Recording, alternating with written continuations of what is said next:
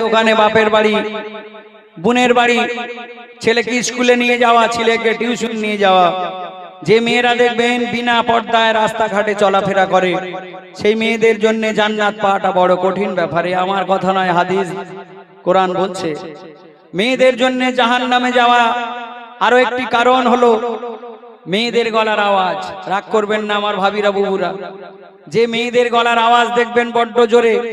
পাড়ার মধ্যে যদি একবার বউ আর শাশুড়ি ঝগড়া বাঁধে, পাড়ার এ মাথা থেকে ও মাথা পর্যন্ত খবর চলে যায়, বলে পল্টুর মা আর পল্টুর বউয়ের বেঁধে গিয়েছে।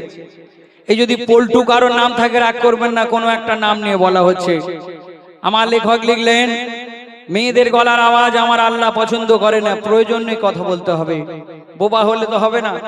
তবে আপনার গলার আওয়াজ যেন পরপুরুষের কানে না যায়। জোরে কথা বলা মেয়েরা, তাদের জন্য জান্নাত পাওয়াটা বড় কঠিন।